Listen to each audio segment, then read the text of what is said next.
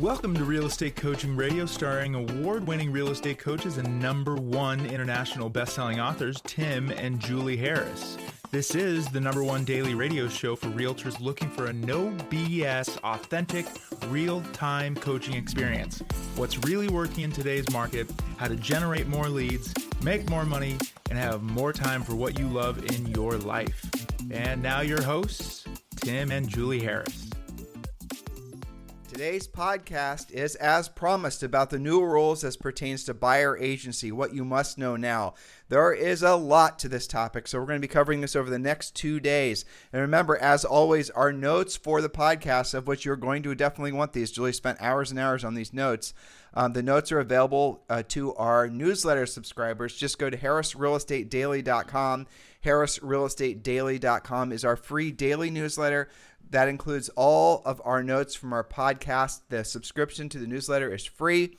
Just go to harrisrealestatedaily.com or scroll down below and click the link. All right, so on today's podcast, we will update you regarding the effects of the commission sharing lawsuit settlements. What changes are already being made by your brokers, by your fellow agents, state and local associations, and what should you do now to get into or stay in momentum for the remainder of this year? Let's take a closer look at what's been happening while you've been out in the wilds of real estate. And as Tim said, this is a 2-part podcast because there's so much to cover. And in fact, there's even more than this to cover. I'm sure we'll be reporting on this in the weeks and months to come because there will be some modifications. And with that said, quick disclaimer, we are not attorneys. We are reporting on what's going on. And stay tuned to any future changes. We'll make sure that you're up to speed. Well, absolutely. And do expect, as Julie just alluded, that there'll be a lot of changes and updates to this over the next few months. And even then, I bet you there's going to be changes and updates to all of this over the next few years. And this is just purely conjecture or just our opinions. But ultimately, even though there are going to be a lot of procedural changes, we really don't think there'll be any fundamental changes to the way buyer agents are paid. We don't think that there's going to be some sort of mass extinction event for buyers agents. And business as usual is what we expect after all the hustle and the bustle and the fear and the loathing of all these changes. Once people just accept what it is, everything's going to go back to effectively being the way it works now. Buyers are going to want representation. Sellers are going to want representation. The commissions will be something, as they always have been, that are going to be negotiable as part of the transaction. Absolutely. And in fact, Warren Buffett came out last week saying, yes, commissions have always been negotiable. He even said in all of his real estate transactions, I think he said the last house he sold was $7 million. He said, I've never negotiated things down because I believe the way it was set up worked and that agents were happy and brokers were happy. And that's my 2 cents. Yeah. So I thought that was interesting. We're going to have a lot of pieces and parts to this. So again, did you tell him how to get the notes? Yeah, I did. Okay, perfect. So starting with #1, and this is part 1. Point #1, what are the policy changes resulting from the commission lawsuit settlements? There's been a lot of discussion. There's been a lot of headlines. Some of it has been true and some of it hasn't. So I'm going to break it down for you. What are the policy changes resulting from the lawsuit settlements? Part A, compensation offers in the MLS between listing brokers or sellers to buyer brokers or other buyer representatives are now either eliminated or prohibited altogether. Part B, the MLSs are required to eliminate broker compensation fields in the MLS, so you won't even be able to enter it. Now, the whole point of all this is the logic behind this, I should say, is they were insinuating that agents were searching for the homes that they're going to show to their buyers by the commission amount that was represented in the MLS. Yes, and that's what we're leading up to here. Like, why are we going through all this? Well, Part C, MLSs are required not to create, facilitate, or even support any non-MLS mechanisms for participants, subscribers, or sellers to make offers of compensation to buyer brokers. Now, this includes providing listing information to an internet aggregator's website, for example. So they're trying to prevent the workaround there. Well, so what does that mean? It means on the MLS, if there's no spot for the buyer agent side commission to be essentially marketed to the buyer agent, the hypothetical workaround that people were going to do is just essentially put their information on websites that were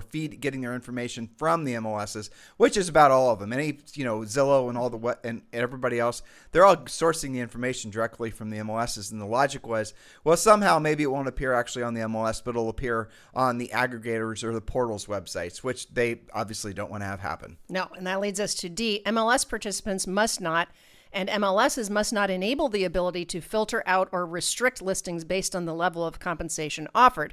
No searching for the best commissions. I mean, I think that was covered in the previous point. If you can't enter it, then you can't search by it. But they're actually prohibited of adding that. But honestly, I find that little snippet to be somewhat infuriating because it's such a lie. I know. Honestly, in a market where virtually every listing on the anyone can search for listings on the MLS through one of the Realtor.com or whatever, and so to insinuate that agents were searching by the homes they're going to show to their buyers based on the commission when the buyers had full access to the homes for sale is ridiculous. I mean, there's been never a time where there's been a buyer's agent that's talked a buyer out of seeing a home or homes because the commission was, not what they expected for it to be. It just doesn't work that way. It never has worked that way. And what's weirder yet is I can see what you're saying from the buyer side, certainly.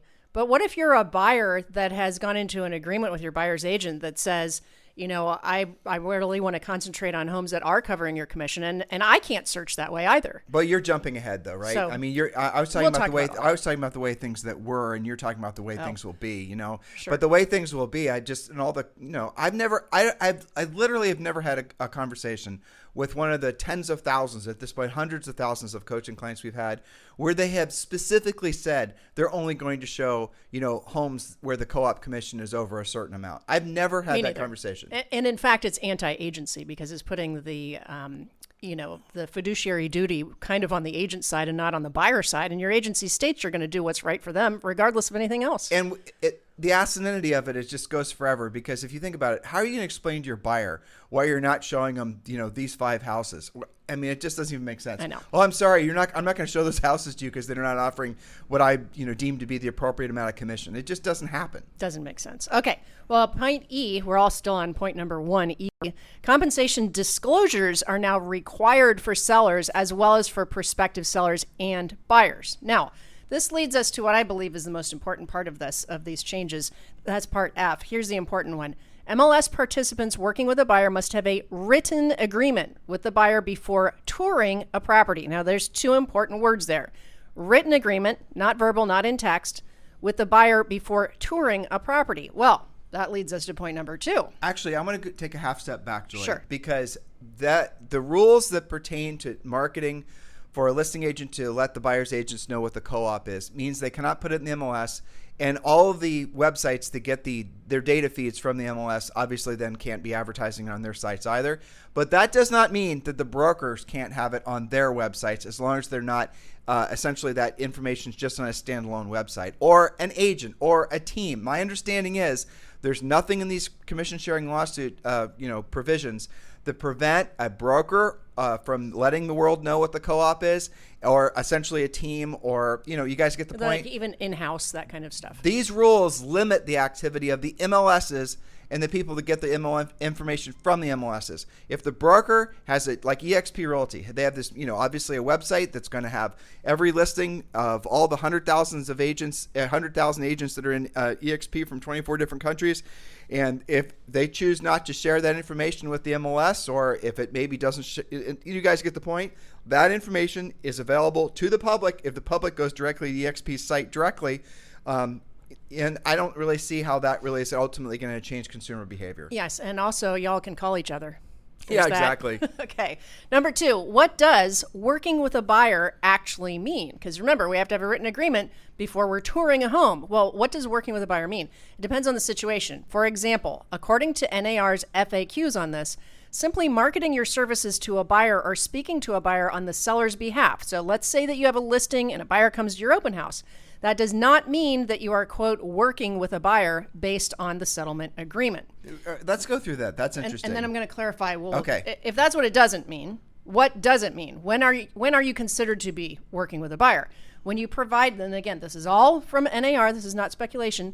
When are you working with a buyer? When you provide actual services to a buyer, such as searching for homes for them, setting up showings, negotiating, providing CMAs, or presenting offers. And I would imagine that includes like drip systems and stuff like that. Well, but that's the problem. You just touched on it. Yeah. You explained to me, considering all these CRMs and all this stuff that basically people have been having agents and brokers have had in place forever, where they're doing exactly that. They're providing listing data feeds. How many of you have databases with, hundreds, if not thousands of buyers in those systems that are getting, they're searching for homes and you're emailing information. You don't have exclusive contracts with them. You explain to me how that works. Brokers, office managers, how's that going to work? Because that's a sea change to the way the industry works. Well, how many of those, random buyers who may even have signed themselves up for a drip on your website, which you don't even know is going on in the background, are going to continue to, receive searches? So you got this right from NAR, I assume? Yes, I did. Okay, so providing CMAs. How many automated CMAs are there out there? I know. Zillow. Exactly. Zillow basically has, I don't know if they, they make all I get emails on our rental properties. the estimates and all that. Yeah, but I mean, think about all this stuff. Yep. All of these systems, all of this sort of data that consumers have been relying on brokers and agents to provide with zero barriers off websites and whatnot. Mm-hmm. You're saying that before I provide any of that information to consumers from now on, because that'll mean I'm working with a buyer, I have to have an agency or an exclusive contract signed? Is that what this is saying? That's the assumption, because the definition of working with a buyer is searching for homes. But so where this all goes in my mind, let's just assume there's going to be an overcorrection to this, essentially as Julie's reading it. Let's just assume there's going to be a hard stop to all of this sort of technological, the things I was just talking about. But you've been getting leads from these, essentially these drip systems. And, maybe you're dripping an updated CMA, or you're dripping the newest listing information. And maybe the new rules do specifically say, as they're all sorted out, because remember, Julie and I predicated everything we're saying with the expectation that things are going to evolve from here. But let's assume that they don't. Let's assume this is the hard, fast rule. This means that if you're doing a lot of your essentially lead generation digitally, in other words, passively, you're going to have some real hard times going forward.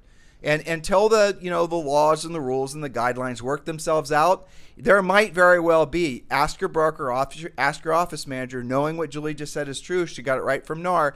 You ask them, so if I'm providing a bunch of new home listing information for to a whole bunch of buyers, and technically I'm working with a buyer per this agreement, per these new guidelines, these new laws, what am I supposed to do with that database? The answer might very well be, until you have them working with you and sign the correct paperwork, you can't send that information to them anymore. You're going to have to understand all of this. And if that's the case, I'm going to tell you right now what you should do. Get on the phone urgently, call every single one of them, pre-qual them, find out which ones are, real buyers versus lookers. Find out which of those buyers have homes to sell, and pull all those best leads out right away. Identify who they are. Use our pre-qualification script, and then from there, you want to, have them sign the necessary paperwork, and then those are the folks you deal with.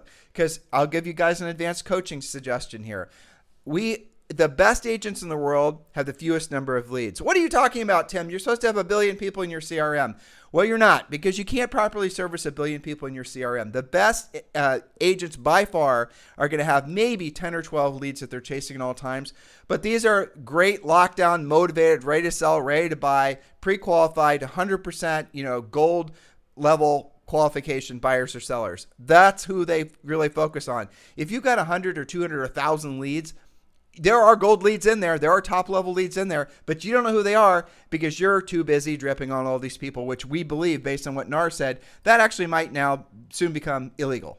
Thus forcing agents to be more professional at a higher level. I'll give you an example of the difference, okay? Because part of what you're talking about is agents misconstrue the difference between a contact and a lead, right? So I'll give you an example. Coaching client Patrick Murphy, Columbus, Ohio.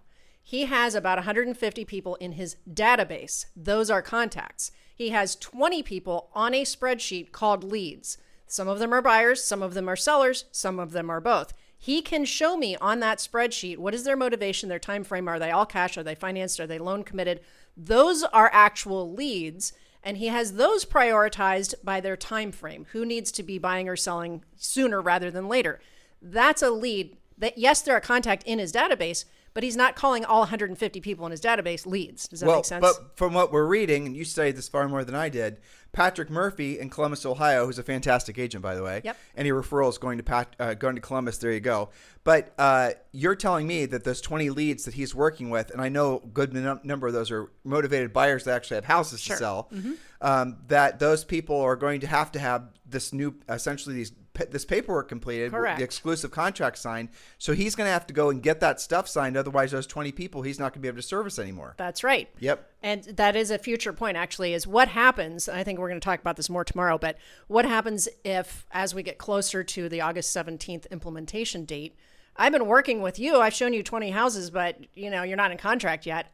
Yes, I do have to get that signed. There is no grandfathering in of this. So we'll talk about that more tomorrow. So there's no grandfathering in. So if you're working with them before August 17th, it doesn't mean that they're somehow exempt. Protection. They're not exempt from signing these the new paperwork. You're going to have to go and get it all signed. So again, I'm really wondering what these big drip campaign, based agents are going to do, and what these big CRM companies are going to do. How is this actually going to change the very landscape of how a lot of agents who are passive lead generators generate leads? And also, how in the world would you enforce all of that? But I don't know. We'll talk about that again. But do you talk about that tomorrow? Yeah, well, maybe coming up today. How is it going to be enforced, honestly? MLSs, but don't jump ahead now. Uh-oh. All right, so point number 3, this is a hot topic. What about dual agency? NAR has stated that, here's a quote right from NAR, agency is a matter of state law, including how the dual agency is defined, what disclosures are required, and if it's deemed lawful for consumers in that state. There's a great variance about how dual agency is handled. Dual agency is not created when a listing broker simply answers a buyer's questions or shows the home to an unrepresented buyer. So be careful with that. That's straight out of NAR. That covers everyone. Dual agency is not magically created just because you're answering questions or an unrepresented buyer just wants a showing from the listing agent. It's also important for them to know that if you don't want to be a dual agent, because by the way, dual agency is wrought with peril as far as different things, mistakes you can easily make. You can represent the seller, and the buyer can basically represent themselves or be unrepresented. And Julie and I have talked about this twice in the podcast because I thought it was so interesting. In Canada, John Walkinshaw, who is the #1 agent in Ontario, he's one of your personal coaching clients. He's also part of our EXP Realty Group. So he was explaining to me that in Ontario, and maybe this is true for all of Canada, if you're a listing agent and you have a buyer that comes by and they're unrepresented, and obviously buyers can choose to work with nobody. And, my assumption was, well, they're going to listing agents directly because they're trying to get the, buyer agent commission and have that somehow, be theirs. Maybe it's reduced in the price, or maybe they're giving some sort of financial incentive. But he said, nope. He said, we get people that are just straight up don't want to be represented for whatever reason. They come to me directly. I'm not going to be a dual agent. Matter of fact, I think maybe dual agency in Ontario was illegal. But he said the agreement that he has with his sellers is that in the event that he gets an unrepresented buyer, he's now having to do the work, not just of the listing agent, but of the buyer's agent. Even though he's not a dual agent, he still has to help the buyer through all the issues with getting that, all the things, right? And then in that case, the seller actually is going to agree. The seller agrees ahead of time when the contract is signed initially to pay John more commission. So it's kind of counterintuitive, but a buyer shows up at your doorstep, and I think this makes sense. This is how it's going to be handled here. The buyer shows up at your doorstep, and they're unrepresented. The seller is going to have, essentially in your flexible fee commission schedule, there's going to be a new carve out that says in the event that happens, the seller is going to have to pay more money. And it's interesting in Canada, that must create a real incentive for the buyer agent commission to be market appropriate, so that because the seller knows they're going to pay it regardless. Well, exactly what would Zoe say? How the table turns, or how the right. turntables. Right. She says it backwards. How the turntables. But that is really what's going to ultimately happen, because the buyer agent, if the listing agents are going to charge more to process a transaction where they're essentially working with both buyers and sellers, dual agency aside, then obviously the seller's not going to have any real motivation not to want to offer a nice juicy co-op, because they're going to end up paying it anyway. Which brings us right back to where we started, right? Isn't that funny? Because the system that we had worked pretty well. Thank you, Warren Buffett. Yes, exactly. So back to this dual agency thing, because this is a sticky topic. We're deferring to your state law. It's also worth noting that you may be in a state that does allow dual agency, but your broker or your team may disallow dual agency. So adjust accordingly and keep your facts straight on this topic. To your point, Tim, with your example of John Walkinshaw raising it if he has to do both sides with an unrepresented buyer, that's something that certainly can be disclosed in the agreement. If that's your plan, make sure that that's in writing. Well, we have in Premier Coaching, we've been showing you guys how to use what we call flexible fee commission structure forever. And obviously there's going to have to be a new area in the flexible fee be where we're going to include something like this. We're going to wait to see how this starts to work out across the country before we change anything. But yeah, the flexible fee commission structure does allow for the commission rate to change dependent. Essentially you've pre-negotiated with the seller what the commission is going to be based on how the house sells. Going back to our initial point, the commissions have always been negotiable. Of course they have. If you're not in Premier Coaching, you definitely want to consider joining Premier Coaching. Very simple to do so. Just go to premiercoaching.com or scroll down below and click the link below. You can try out Premier Coaching for free for the first 30 days. And yes, that includes a daily semi-private coaching call. So make sure you go to premiercoaching.com or scroll down below in the show description and click the link. Julie, let's move forward. All right, number 4. What does touring a home mean? This is a topic that Zillow was throwing out there with a touring agreement, so you have to define it. Not to get too technical, but just remember that NAR defines a home, in this case touring, as a residential property with up to 4 units. So this applies also to those of you showing duplexes and small multifamilies to investors. Keep that in mind. Touring is very simple. It's when a buyer and the MLS agent enter into the house. It's simple. Seeing a house. It's a showing. The FAQs from NAR also state that this includes virtual tours. What? That's right. Hold on. Yep. I don't understand. It's very specific. Explain that. That's touring a home. If you send your buyer and you have a buyer agency agreement and you're not going to see it in person, yes, they specifically said virtual tours. Now, I don't think that means, I've been working with you and I'm on the MLS, I'm on realtor.com and I go tour. Right? No, let me ask. Right. So that's my question. So we need to really I have drill no down. more specifics from them. I looked for it and I think this is going to be one of those black holes. Exactly. There's a lot of that going on. This is what I'm talking about. We're just getting started with sorting all of this out because based on what Julie just read you that she got from NAR's website under their FAQ as pertains to this topic, evidently there's a kind of a black hole, as Julie just said, Yep. with regards to the fact that they want to have a touring agreement before someone's allowed to take a virtual tour. Yeah, how are you going to regulate that? Oh, man, Good luck Jay. with that. I mean, I think, to me, at least on the surface, a lot of this seems like a little bit of a legal dumpster fire and a logistics thing. It'll all work itself out. And keep in mind, too, and you guys can look this up online and we'll talk about it with our coaching clients. The NAR FAQs with regards to this stuff, it's like 100 questions long. That's crazy. I'm just scratching the surface with this stuff. Well, so as we're at point number 5, but This just is our last point for today, by the way. right. Just remember this before Julie gets to her last point, is that if you're with eXp Realty or hopefully your broker, they're already providing leadership on this topic and they're providing you paperwork and forms. I mean, eXp came out with essentially an updated process for agents to use months ago, right? Basically, when Literally within 2 or 3 days after. Right. Yeah. They were already ready. So if your broker, if your office manager or whatever isn't really preparing you for the changes that are going to be mandated for everyone to actually follow as of August, just a few months from now, which is hard to believe, the reality of it is that you are going to be essentially operating, awry of the law. And that's dumb. So make sure that if you are a broker, an office manager, a team leader, you got to get this stuff caught up. And if you're with eXp Realty, as Julie and I have been for years, you definitely want to make sure you're using eXp's updated forms. They did a fantastic job, I think, taking a leadership position for the entire industry. And if you're not with eXp Realty and you're ready to have a massive broker upgrade, I'd love the opportunity to talk with you about that. You can text me directly at 512-758-0206, 512-758-0206. Or guess what? Just scroll down below in the show description and click the link to join or to learn more about Julie and I's eXp Realty group and the reason why so many agents, thousands of agents, are joining with Julie and I every year. So, Julie, let's get to point number 5. Yes, point number 5. Well, what about this requirement of a, quote, written agreement? Now, this is very interesting. This is something I didn't know before my research. Here's a myth. The requirement mandates an agency agreement. Well, according to NAR, that's not actually the case. It just has to be an agreement. MLS participants and buyers will still be able to enter into any type of professional relationship permitted by their state law. Here's the fact. NAR policy does not dictate any of the following. First, I think there's 4 points here. It does not dictate what type of relationship the professional has with a potential buyer.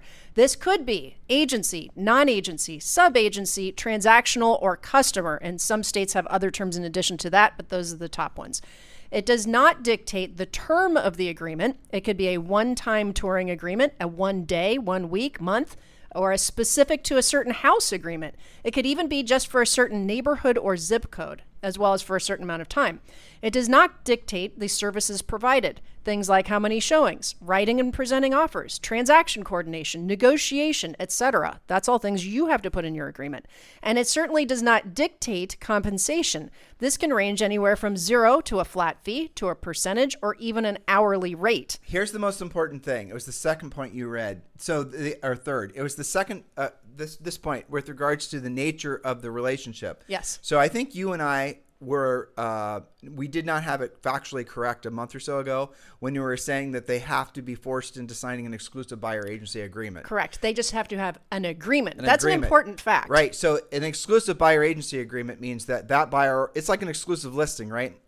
Some states have open listings, but the gist of it is that, that buyer works with that seller or that buyer's agent. And if that buyer buys anything during the length of whatever the agreed amount of time is per the exclusive, then that buyer is going to owe that buyer's agent's broker, technically, a commission of whatever is dictated on the actual exclusive agency contract. Guys, get it? So what Julie and I have discovered, what Julie discovered primarily, was there is no such requirement for an exclusive buyer's agency contract. It just has to be in an agreement. And EXP has sample agreements like that you guys should be using. But it really does make things a hell of a lot easier, to be honest with you. And I think that's going to allow you to basically operate with a much lower skill set, frankly, than trying to sell people into exclusives. You're still going to have things like, obviously, you're still going to want to, I have to fix this. That's okay. Okay. Well, so you might start out, let's say that I just met you in an open house and I don't know you very well. So I'm not, maybe it's not appropriate to ask for an exclusive just yet, but there's a house that I think is right for me. I'm dying to see it. You might start with a one-time showing agreement or a touring agreement, if you will. Then it might be, well, as it turns out, that house isn't for me. And now I'm going to have a buyer presentation and we're going to talk about maybe a little bit deeper relationship where I'm willing to sign up for 30 days. I only want you to look for me in a certain zip code, and that's fine. It also said, interestingly, that it doesn't limit the amount of agreements. So you could have a one-time showing agreement for what you want to see today. You could then have the buyer presentation and I'll sign the exclusive with you, but for only a week or only 30 days and only in this geographic area. And then you could have another agreement saying if you bought new construction, that it's going to be whatever the builder is paying. And we'll talk tomorrow about the fact that if my agreement with you, say I take the easy button, I'm going to be a flat fee buyer's agent. If my agreement says I'm only going to charge you $1,500 and what you buy has say a 3% commission compensation, I don't get to make that 3%. I make whatever you agreed to pay me. So I might have something carved out for, say, new construction where the commission is baked in. We could have 2 or 3 different agreements. That's allowable. Isn't that interesting? Crazy. Also massively confusing. Oh my gosh. Well, again, hopefully we're going to talk about this tomorrow, but I really want to know how all this is going to be policed. Oh, that'll be fun. We'll do that tomorrow. Look, the wild, wild west is, I want to see this house, or, so-and-so told me I should call you and let's meet over at Starbucks so you can show me 3 houses. And, is there going to be like some sort of like body cam that's going to follow that agent around? The MLS warden. I don't get it. I don't know how this actually is all going to transpire. Normally paperwork, obviously you're supposed to have all this, agency forms and whatnot signed ahead of time. But if you're just meeting an agent or meeting a buyer for the first time and there's the lack of formality in the industry is, I think, pretty much well known that a lot of times people are working with their friends and their family members and they're getting the form signed, but not necessarily upon their first meeting as they're required to by state. That's just the way it works. And I don't think, how's there going to be a behavioral change away from that? Well, I think it has the potential of having a negative change in behavior because now you're putting the listing agents, if you think about how all this really will have to be regulated, it's going to fall on the listing agents, even though it's also the broker and it's the MLS. It's the listing agent who's handling those appointments, right? So now I'm forced to decide if I'm going to allow you to bring your buyer, but you haven't sent me your agreement yet. And now your buyer is going to say, well, what are you talking about? How am I supposed to compete for this if I can't even see it? That's going to create all kinds of back and forth, agent to agent fighting over who gets to see what, and the order in which that, let's say that I've got 3 people that want to show it. Now I'm supposed to track who sent me the buyer agreement first. I mean, there's so many pitfalls to this. And all of this, remember, all of this was supposed to give greater transparency. I'm not sure that that's the case. I think it's actually pushing some of the transparency under the rug. Yeah, it is. I hadn't even thought about that. Did you just Well, I've been about- thinking about this stuff all day, and there's 100 points on the back and forth. I didn't want to torture them with all 100 because we could be podcasting forever. But it is. on that. It's just incredible, isn't it? It opens up so many problems. And Yeah. I really, my heart goes out to all of you guys. This is why we're doing this 2-part series. I know that all of you can deal with this. It's going to be a transition. You're going to have to stay frosty on what your local MLSs, your brokers, your team leaders, and everybody are saying, here's the new form for you. Excuse me. I'm really happy that you brought up what EXP is doing because they're so in front of it, because we're 90 days out, right? So if your current broker, and I'm hearing this from coaching clients, if your current broker is saying, well, we're going to wait and see, I don't know, watch the news with me. If you're hearing that 90 days out and you don't know how to change your agreements as we get closer to August 17th, you may have issue with your broker not leading you. And I'm sorry if there's some brokers that are listening right now and they're kind of freaking out a little bit. It's not too late if you are a broker or a team leader to get in front of this, but on August 17th, it will be too late. It will. And then who knows what, honestly. I know. So it's crazy. There you go. All right. So we're going to pick up tomorrow where we left off today with part 2. And so hopefully we're not confusing you too much, but you got to understand this stuff, there's an agreement, there's a settlement, but we're just getting started with sorting all this out. So we're going to pick up tomorrow where we left off today. Have a fantastic day. This podcast is a part of the C-Suite Radio Network. For more top business podcasts, visit c-suiteradio.com.